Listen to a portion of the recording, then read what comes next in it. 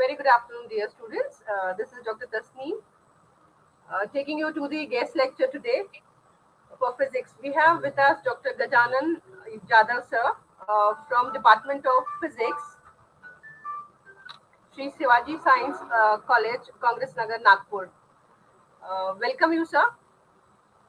So on behalf of everyone, it's my pleasure to welcome you for this guest lecture. Sir will be taking the guest lecture on magnetic material. So without wasting much of your time, over to you, sir.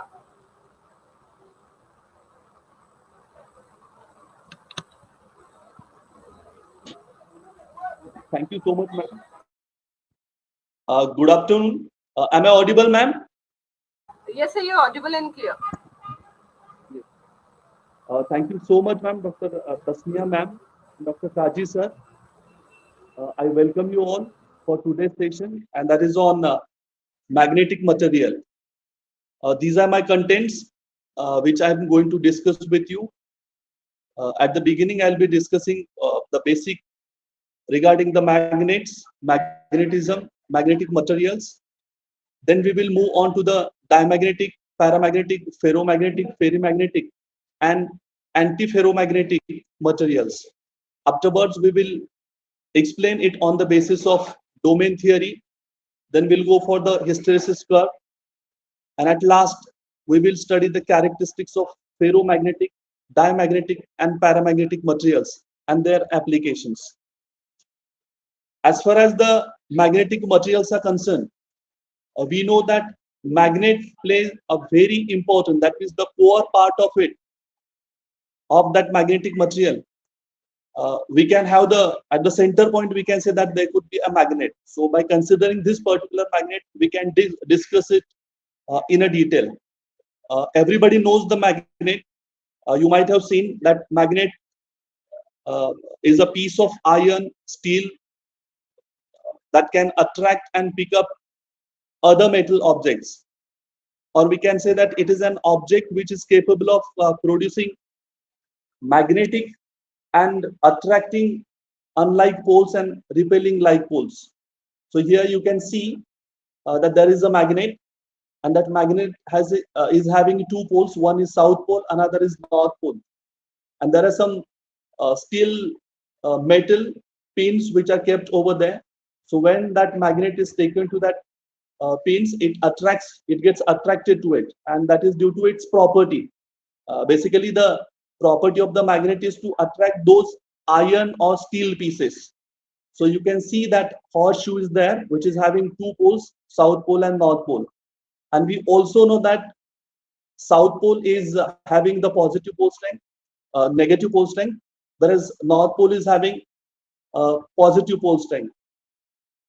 So this is a magnet. So magnet is nothing but a piece of iron or steel that can attract and pick up other metal objects. So here you can see with the help of this particular uh, image which I have shown here. Now let us talk about the properties of a bar magnet. As you can see here, this is a bar magnet. This bar magnet is having two poles. One is the south pole, another is north pole, as just I have uh, told you. If you break this particular, what we can say,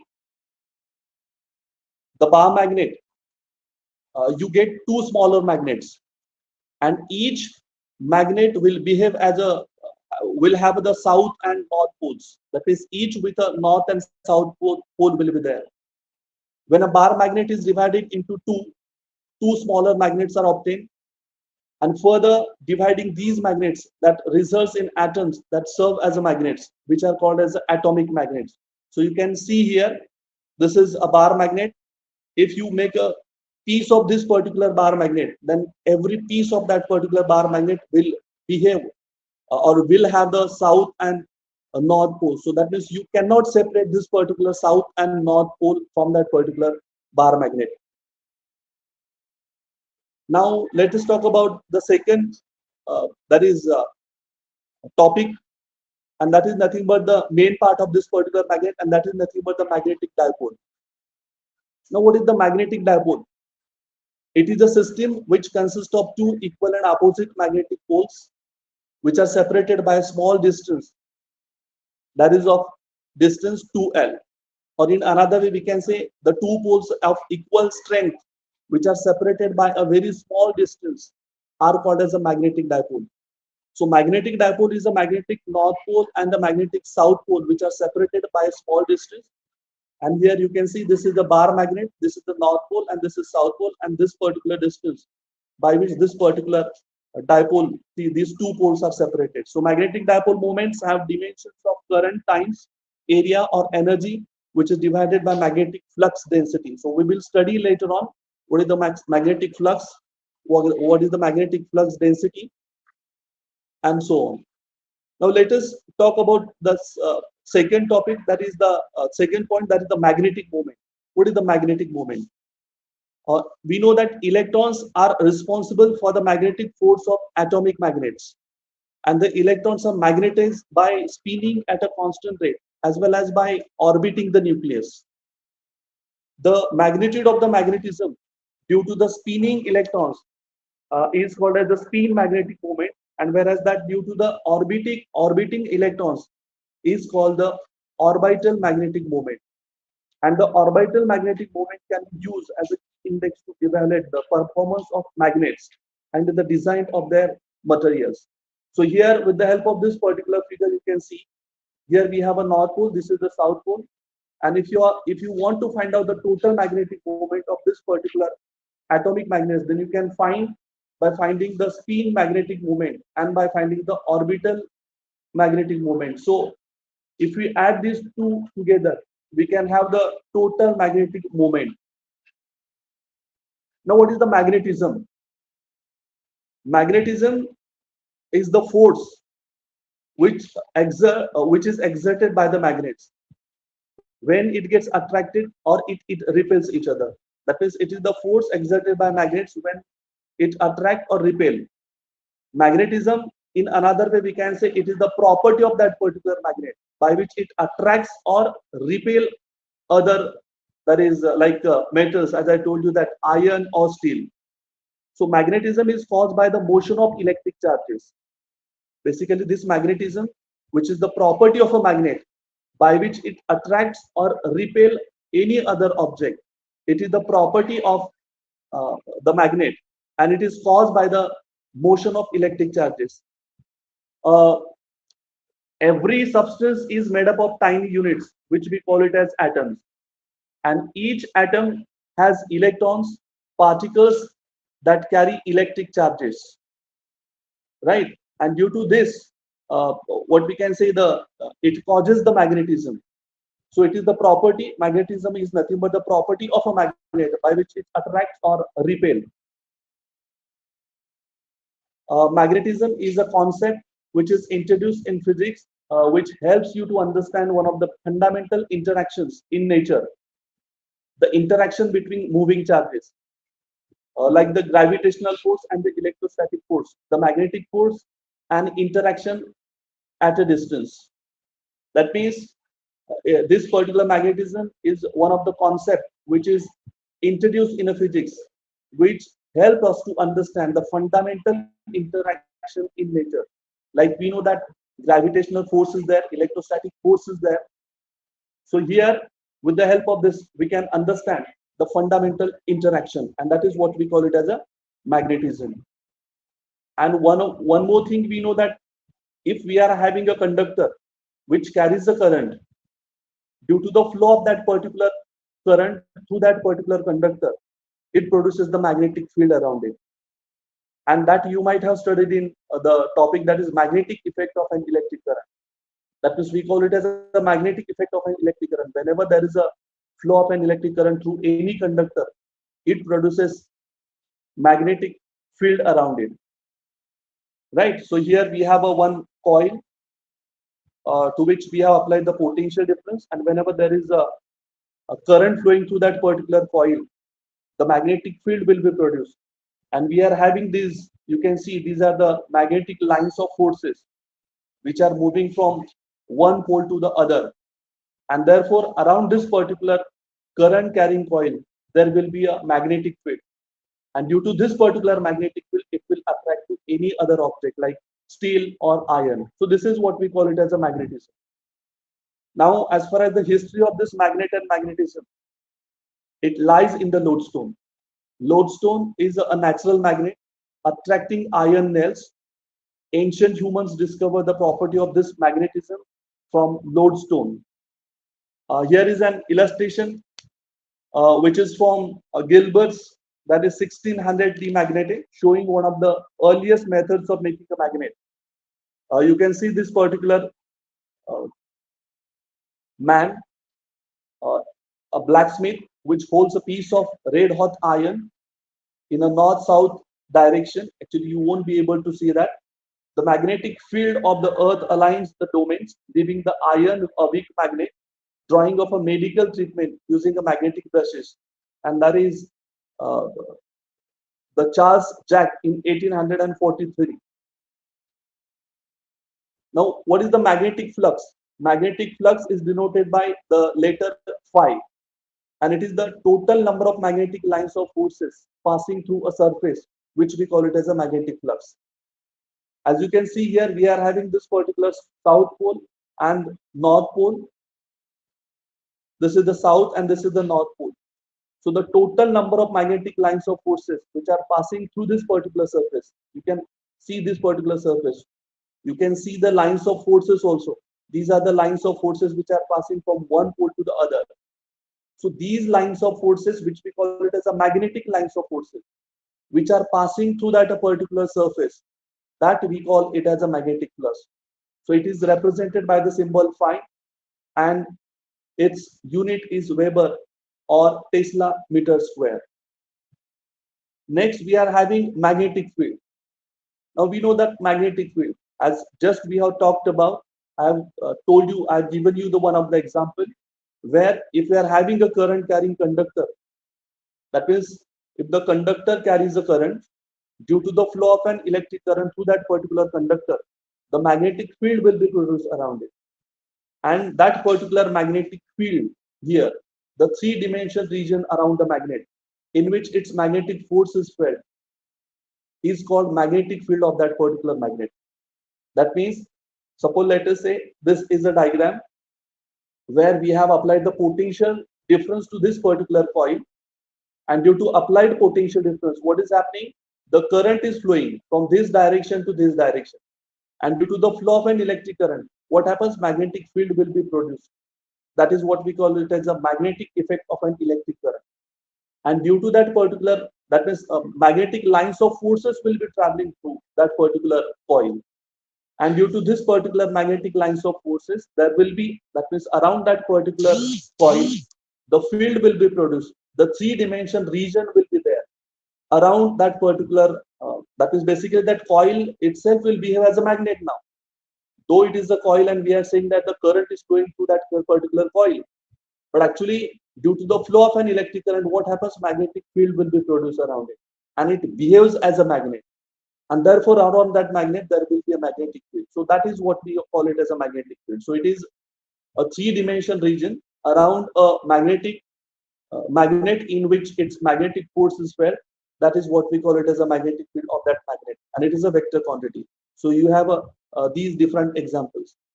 Now, magnetic field strength. Magnetic field strength we represent it by letter H, and externally applied magnetic field, sometimes called the magnetic field strength also. If a magnetic field generated by passing a current I through a coil of length L and number of turns, that is N, then the magnetic field strength can be found by this particular equation, that is H is equal to N into I upon L, whereas N is nothing but the number of turns of that particular coil, I is the current which is flowing through that particular coil, and L is the length. So magnetic flux density. Now what is the magnetic flux density? It is the measure of lines within a medium. Within that particular medium, how many magnetic lines of forces passing? That is what we call it as how many magnetic lines are passing through that particular area or that particular region. That is what we call it as a flux density. So it is the measure of lines within a medium, and it has units as Weber per meter square, or you may call it as a Tesla, and is defined as B is equal to mu into H, whereas mu is nothing but the permeability, and it is a specific property of the medium, and has a unit as Weber per ampere meter or Henry. There is one more term which is related with this, that is relative magnetic permeability. And that relative magnetic permeability is nothing but mu r is equal to mu upon mu naught. Whereas mu r is nothing but the measure of that particular degree material which can be magnetized.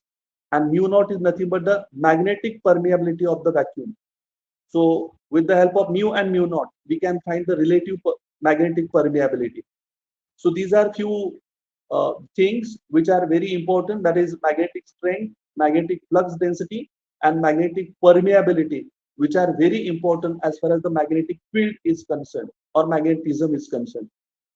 Now let us move on to the next, that is magnetic field induction, or what is the magnetic flux density, and it is denoted by the letter capital V. The magnetic flux passing through a unit normal area of a substance is defined as magnetic flux density. That means, let us say we have this particular area, and through this particular area, whatever the magnetic lines of forces or magnetic flux is passing through it, that magnetic flux which is passing through a unit normal area of a substance, that is what we call it as a magnetic field induction, or you may call it as a magnetic flux density. Here it is represented or denoted by the letter B. It is commonly known as a magnetic induction. Phi with the flux passing through a substance, we have considered it, and the area is A, then flux density will be equal to B is equal to phi upon A, and later phi can be written as B into A and BA cos theta. So it is a vector quantity, and its SI unit is Weber per meter square or Tesla, and CGS unit is Gauss. So this is what we call it as a magnetic flux density. Now the next topic, that is atomic magnetic moment. Magnetic moment, we know that it is defined as a magnetic strength and orientation of a magnet. Magnetic strength and orientation of a magnet or the other object that produces a magnetic field. That is what we call it as an atomic magnetic moment. You can see here we have a formula, and that is written as tau is equal to m into b. Whereas what is tau? Tau is nothing but the torque acting on a dipole. M is the magnetic moment and B is nothing but the external magnetic field. So here this tau can be written as M into B, that is torque acting on a dipole is equal to the magnetic moment into external magnetic field, and the unit of this atomic magnetic moment, that is ampere meter square. So a small particles like electrons, quarks and protons have a properties like mass, charge and intrinsic magnetic moment. The magnetic moment describes how much like a magnet these particle will behave. Electrons have a magnetic moment about 1000 times larger than the proton. Because of this huge difference, we will ignore the magnetic moment of the proton. So here you can see these are the atomic magnet. Here we have this south pole and this is the north pole, and these atomic magnets are there. Here we have a magnetic moment by current carrying loop. We know that just we have discussed that whenever there is a flow of an electric current through a conductor, it produces a magnetic field, and due to which there will be a magnetic moment. So this particular direction will give you the direction of magnetic moment. Now atomic magnetic moments can be classified in two types. One is the orbital magnetic moment and another is nothing but the spin magnetic moment. Now what is the orbital magnetic moment? An orbital magnetic moment due to the orbital angular moment. We know that as far as a substance is concerned, we know that it consists of a molecules, and in that particular molecule there will be number of atoms, and in that atom at the center there will be a nucleus, and around that nucleus the electrons will be revolving in different orbits, right? So that whatever the electron which is revolving in that particular orbit, it will be spinning around its own axis of rotation also. So due to which there will be a two moment. One is the orbital magnetic moment and another, that is the spin magnetic moment. So an orbital magnetic moment, it is due to the orbital angular momentum, and a spin magnetic moment, it is due to the spin magnetic moment, that is due to the electron spin. That means electron spins about its own axis of rotation, and due to which there will be a moment which we call it as a spin magnetic moment. Here you can see this is an electron where it is aligned with a magnetic field, right? This is the north pole, this is south pole, and here there is a field which is produced around this particular magnet. So this is the electron which is aligned with the magnetic field, and this is the electron which is aligned against the magnetic field. That means that you can see with the help of these two examples, alignment of spins in a magnetic field. That means here there is a magnetic moment. You can see these are the moments when there is a no magnetic field, and if we are having a magnetic field, then these magnetic moments get aligned in the direction of magnetic field. So this is what we call it as the atomic magnetic moments. So basically it is classified into two types. One is orbital, another that is the spin magnetic moment. Let us move on to the next, and that is nothing but the domain theory. Now the domain theory states that inside a magnet, if you consider a magnet, inside a magnet there are small regions in which magnetic direction of all the atoms are aligned in the same direction, and these regions are known as domains. Here you can see this particular figure. This is unmagnetized and this is the magnetized state, and these are nothing but a group of atoms which are acting like tiny bar magnets, we say. So in as far as the domain theory is concerned, it states that inside a magnet there are small regions in which the magnetic direction of all the atoms are aligned in the same directions, and these regions are known as domains. These regions are nothing but the domains. So within each atom, the orbiting electrons are also spinning as they revolve around the nucleus. That is, whatever the electron which is orbiting or it is revolving, it also spins about its own axis of rotation, right? So the atom, due to its spinning electrons, has a magnetic field associated with it. Due to spinning electrons, will have the magnetic moment. So this is these are the two states here. This is unmagnetized state and this is the magnetized state. That means when we apply the magnetic field, then this will be the state, and when there is no magnetic field, these magnetic moments will be in a random direction, and this is what we call it as a domain theory. So basically you just try to understand that domain theory states that inside a magnet there are small regions in which magnetic directions of all the atoms are aligned in the same direction. Now a magnetic domain is a region within a magnetic material in which the magnetization is in uniform direction, and this means that the individual magnetic moments of the atoms are aligned with one another. That means here you can see this is the atomic magnet, and these are nothing but the two magnetic domains. This is one and this is another. So when electrons get together in a substance, some of their magnetic moments group together.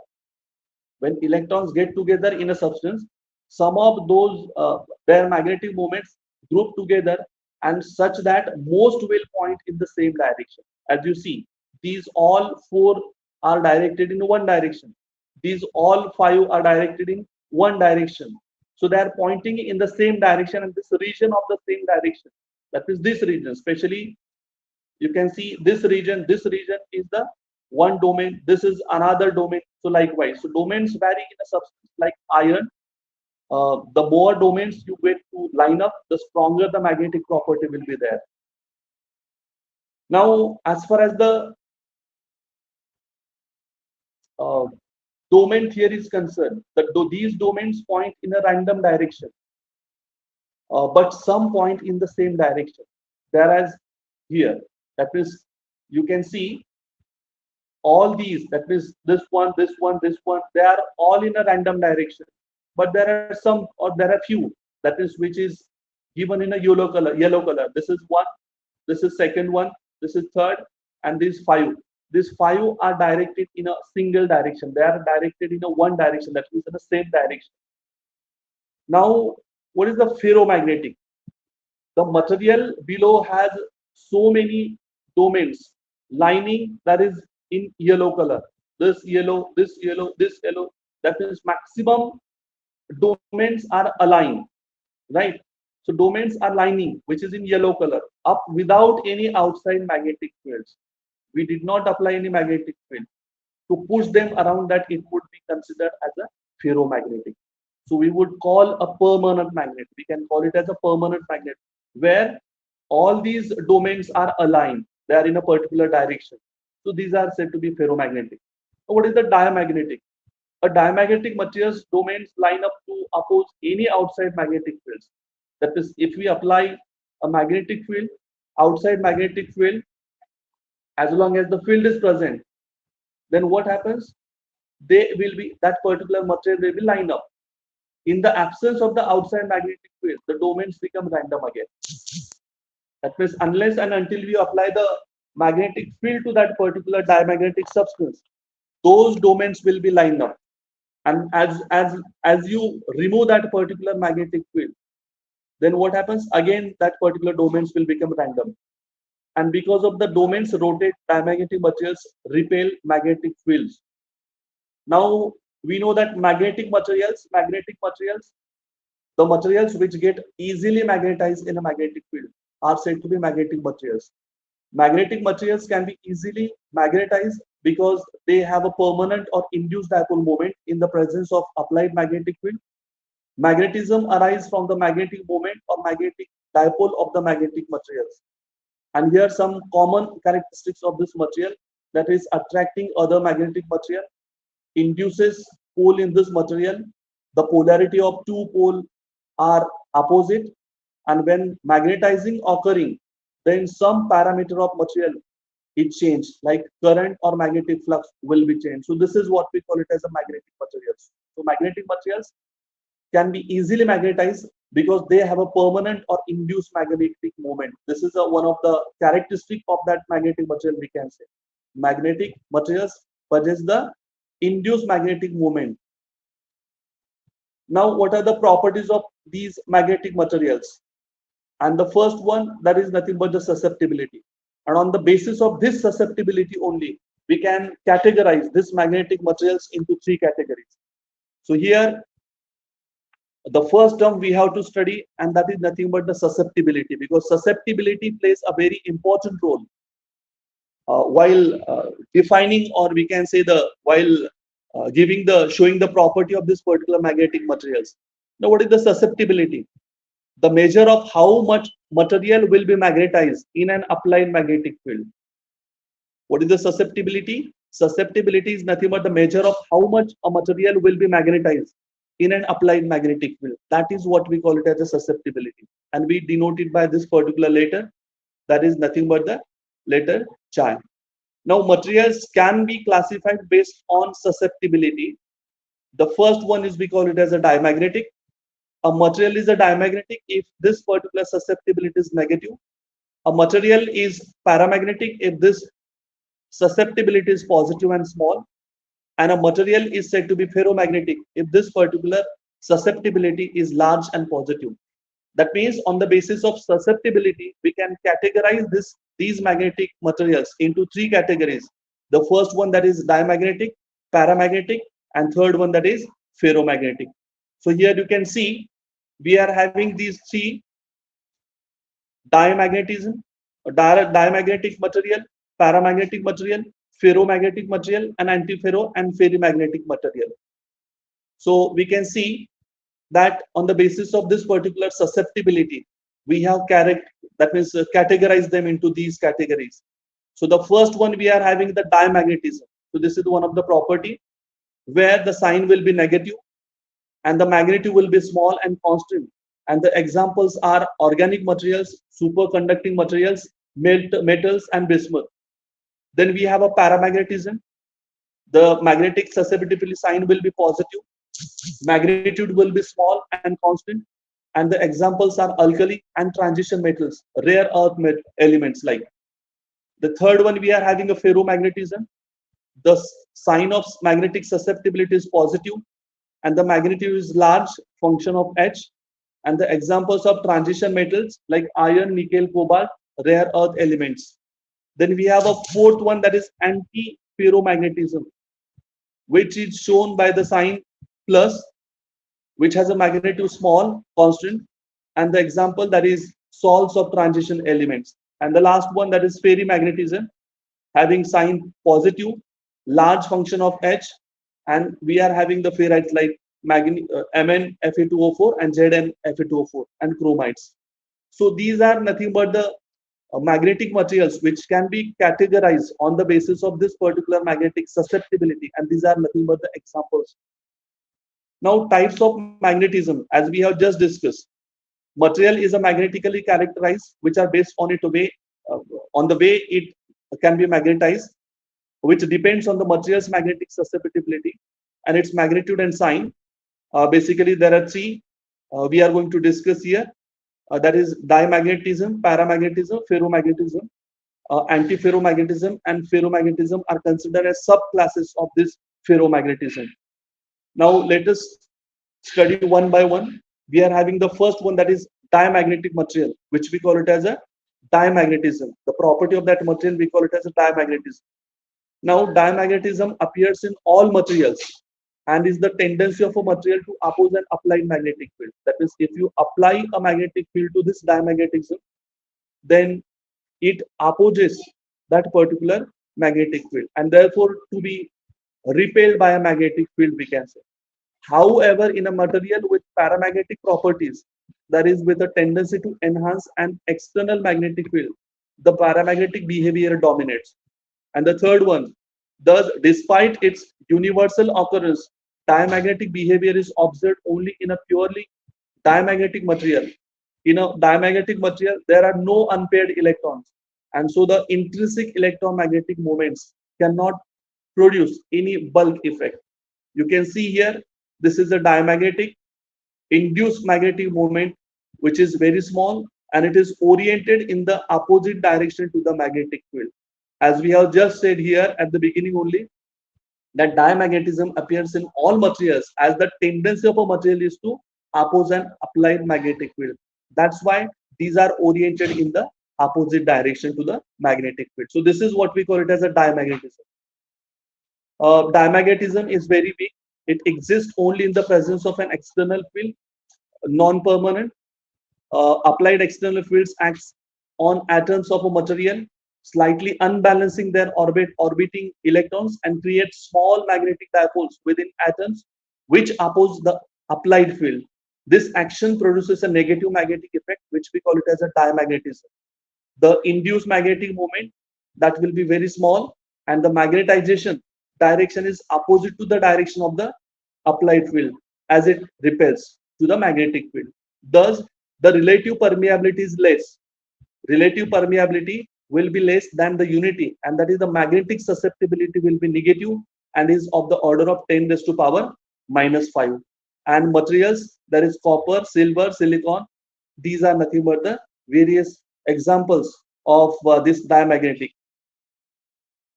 Now, next we are having, that is paramagnetism. Slightly paramagnetisms are these materials are slightly stronger. When an external applied dipoles line up with the field, resulting in a positive magnetization. The dipoles do not interact. Materials which exhibit a small positive magnetic susceptibility in the presence of magnetic field, they are said to be paramagnetic material, and the effect is said to be paramagnetism. So you can see external magnetic field is absent. So these magnetic moments are randomly oriented, but when we apply the external magnetic field to that particular, that means paramagnetic substance or material, then all these magnetic moments are getting oriented in the direction of the magnetic field. So in the absence of an external field, the orientation of the atomic moments are random, leading to no net magnetization. And when an external field is applied, dipoles line up with the field. However, because of the dipoles do not interact, extremely large magnetic fields are required to align all of the dipoles. So in addition, the effect is lost as soon as the magnetic field is removed. Since thermal agitation randomizes the direction of the magnetic dipoles, and increase in temperature decreases with the paramagnetic effect. These are few things. That is, in a paramagnetic material, there are unpaired electrons, that is atomic or molecular orbitals with exactly one electron in them, while paired electrons are required by the Pauli exclusion principle to have their intrinsic magnetic moments pointing in the direction of pointing in opposite directions, which causes their magnetic fields to cancel out. an unpaired electron is free to align its magnetic moment in any direction. And the last one, when an external magnetic field is applied, these magnetic moments will tend to align themselves in the same direction as the applied field. So here you can see this is the paramagnetic. Here these are the induced magnetic moment, which are very small, and it is oriented in the parallel direction to the magnetic field. And this is what we call it as a paramagnetism. Here we have a next, that is ferromagnetism. A ferromagnet, like paramagnetic substance, has unpaired electrons. However, in addition to the electrons, intrinsic magnetic moments tendency to parallel to an applied field.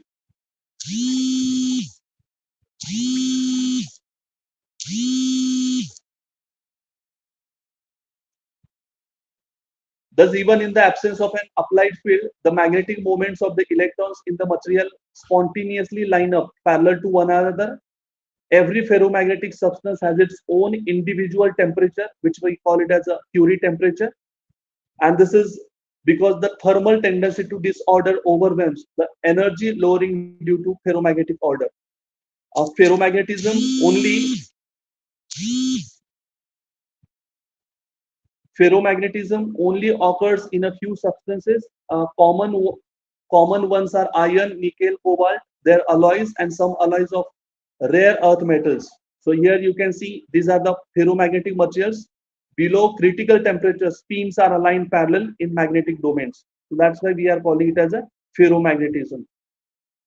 Next, we have a few things about this ferromagnetism, that both di and paramagnetic materials are considered as non-magnetic because they exhibit magnetization only in presence of an external field. There are certain materials which possess permanent magnetic moments also, even in the absence of an external field. This is a result of permanent unpaired dipoles formed from unfilled energy levels. And the next one, that is these poles can be easily lined up with the imposed magnetic field due to the exchange, interaction, or mutual reinforcement of the dipoles. These are chromatics of ferromagnetism. And the last, that is materials with ferromagnetism like FeCO(Nizd) possesses magnetic susceptibilities which approaches to 10 raised to power 6. Now ferrimagnetism. Like ferromagnetism, ferrimagnets retain their magnetization in the absence of a field also. And however, like antiferromagnets, neighboring the pairs of electron spin tend to point in opposite direction. And these two properties are not contradictory because in the optical geometrical arrangement, there is more magnetic moment from the sublattice of electrons that point in one direction than from the sublattice that points in the opposite direction. So you can see here, this is a ferrimagnetic material where below critical temperature, spins are aligned anti-parallel, but they do not cancel each other. So most ferrites are ferrimagnetic, and the first discovered magnetic substance, that is magnetite, is a ferrite and was originally believed to be a ferromagnet. Antiferromagnetism. The magnetism from magnetic atoms or ions which are oriented in one direction is cancelled out by the set of magnetic atoms or ions that are aligned in the reverse direction. So in an antiferromagnet, unlike a ferromagnet, there is a tendency for the intrinsic magnetic moments of neighboring valence electrons to point in opposite direction when all atoms are arranged in a substance so that each neighbor is antiparallel and the substance is antiferromagnetic. Antiferromagnets have a zero net magnetic moment because adjacent opposite moment will cancel out that moment, and meaning that no field is produced by them. So here you can see these are the these are the magnetic moments in antiferromagnetic material. Below critical temperature, spins are aligned antiparallel in magnetic domains. Now let us talk about the hysteresis loop. The plot of hysteresis is known as BH curve, where B, the material's flux density measured in Teslas or megacous, is plotted on the vertical axis, and H, the external applied magnetizing force measured in amperes per meter, is plotted on the horizontal axis. So the hysteresis loop shows the relationship between the magnetic flux density and the magnetizing field strength. The loop is generated by measuring the magnetic flux coming out from the ferromagnetic substance while changing the external magnetic field. So you can see this particular figure by which we can understand what is this particular hysteresis loop is about. So see, uh, on the x-axis we have taken magnetizing force, that is magnetic intensity, and on the y-axis we have the flux density. Now what we have to do, we have to consider, let us say we are considering a coil which carries a current. If I consider a current carrying coil, and if I apply the magnetizing field, that means the lines of forces, magnetic lines of forces which are passing to that particular, let us say we have introduced one iron core through that particular coil, then whatever the magnetic lines of forces which will be passing to it, that magnetic field lines we have to consider here. So that will be the flux density due to that particular flux. We call it as a flux density. So when we increase this particular magnetizing force, see, we are increasing the magnetizing force, then you will find that this particular flux density also increases. But we know that every material is having a capacity. Every material is having a capacity to produce the magnetic lines of forces. That means up to a certain level, that field will get saturated. So when we are increasing the magnetic, when when we are increasing this magnetizing force, the flux density also goes on increasing up to certain point, and it gets saturated, right? But when we decrease this particular magnetizing, you can see this force, then this particular magnetic flux also goes on decreasing, and at this particular point, even we have made this particular magnetizing force zero, but what happens, there is a retentivity. Now what is the retentivity? Retentivity is nothing but the ability of that particular matter to retain the some amount of, we can say, the fluxes in it. So that's why we call this here that this is the retentivity. That is, still we have a made a magnetizing force equal to zero. Magnetic intensity we have made zero, but still there is some magnetic lines of forces, right? Even if you try to decrease, increase it in a reverse direction, that magnetizing force, then you will find that this particular flux density is decreases, and it goes to this particular, that is C. And later on again, if you increase it in a negative direction, then you will have this particular saturation point over here. So this particular area, from that is here to here, this particular whole area, we call it as a loop, which we call it as a hysteresis. Hysteresis means to lag behind. To lag behind, that means even you remove the magnetic field intensity or magnetizing force from that particular substance, still it retains some amount of magnetic flux into it. So that is what we can call it as a lagging behind. Then we have these few things about this particular hysteresis loop. If you look at this particular graph, if B is measured for various values of H, and if the results are plotted in a graphic form, then the graph will show a hysteresis loop. The magnetic flux density here on x-axis, that is B, is increased when the magnetic field strength X is increased from 0. With an increase in the magnetic field, there is an increase in the value of magnetism, and it finally reaches a point A, which we call it as a saturation point. Point where B is constant. With a decrease in the value of the magnetic field, there is a decrease in the value of the magnetism. But if B and H are equal to 0, where a substance or material retains some amount of magnetism, it is called retentivity, or you may call it as a residual magnetism. And when there is a decrease in the magnetic field towards the negative side, that is, still we are decreasing this particular magnetic field in a negative side.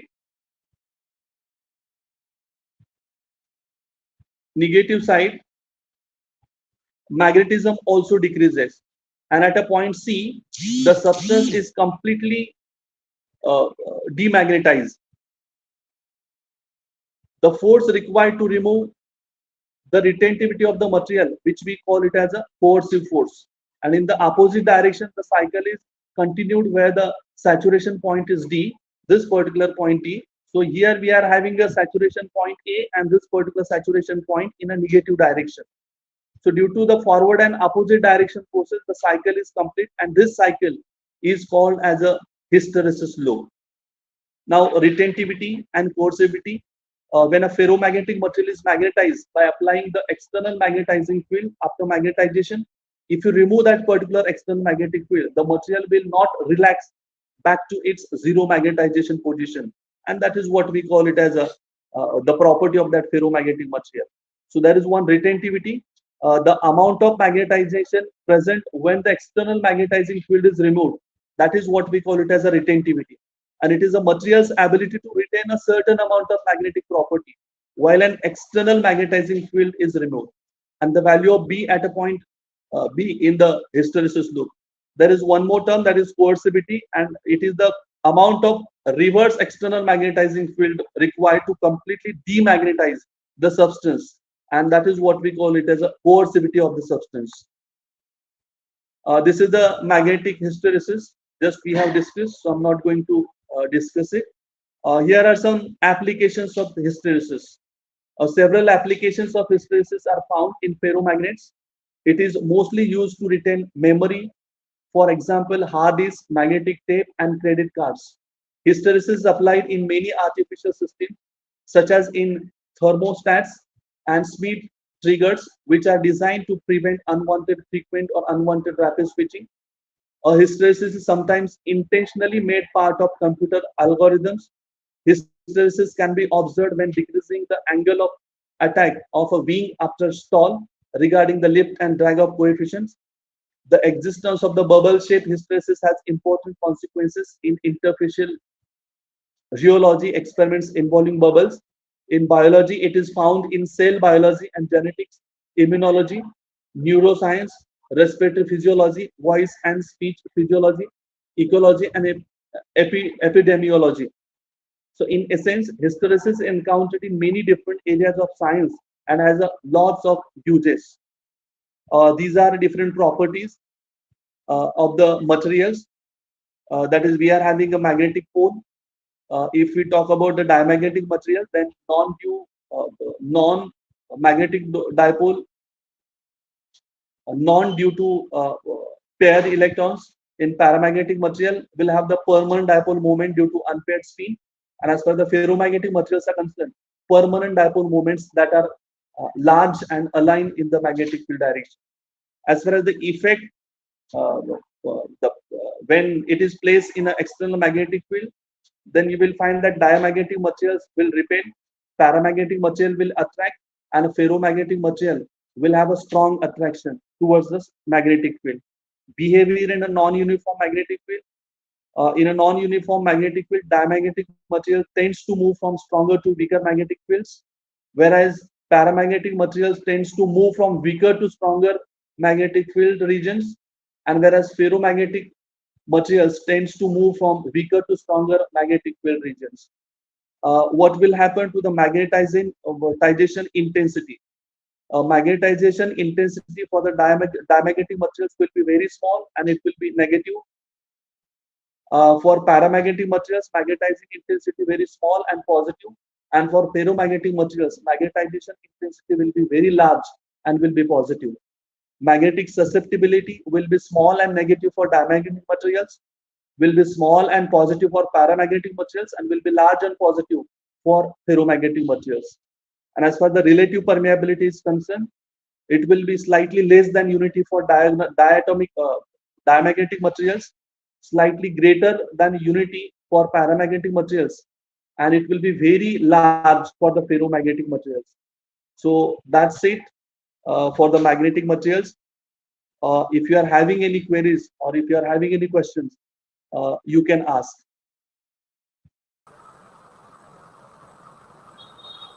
Thank you so very much, sir, for the interactive and wonderful information which you have shared to our students. Indeed, it was very much informative. Sir, I can see one question with me here. So one of the students is asking, what are ferrites?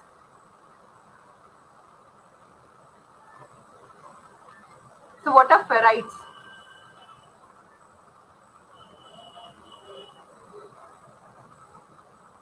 Hello. Hello. Yes, sir. So, what are ferrites? One of the students is asking the question.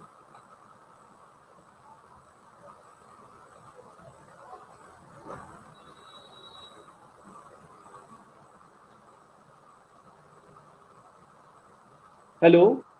Hello. Sir, am I Yes, ma'am. audible? Am I audible? Sir एक ने बच्चे ने पूछा है कि what are ferrites? Ferrites. Yes, sir, ferrites. Okay. Ferrites are nothing but the iron oxide containing magnetic ceramic materials. They are ferrimagnetic. As we have discussed here in this particular, that is, we can say, that means these materials will attract will get attracted by the magnetic field.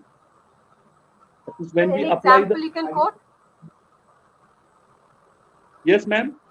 Any example? Uh, Example, we have a ferric material like iron,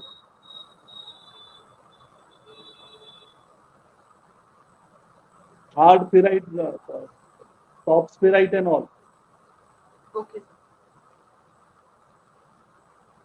That means they are iron oxide containing magnetic ceramic materials. Okay, right.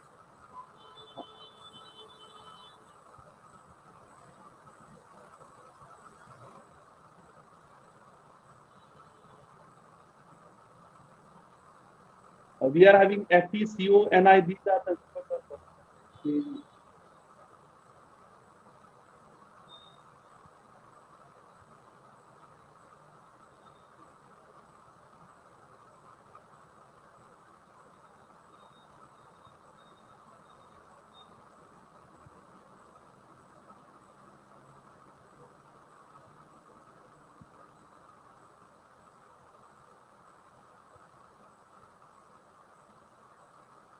Yes, ma'am. Yes, sir. I suppose the topic is very much clear to the students. As such, there are no other questions. So let me take this opportunity in thanking you in sharing the content on magnetic material to our students, and they have gained knowledge from it. And thank you so very much, sir, for taking out the time from your busy schedule. And it was indeed an honor that you have accepted our invitation to be the guest lecturer for today's lecture. Thank you so very much, sir. Thank you. Okay, Thank good you, day. ma'am. Thank you, sir. That's all we have from our side. Thank you, students. Thank you.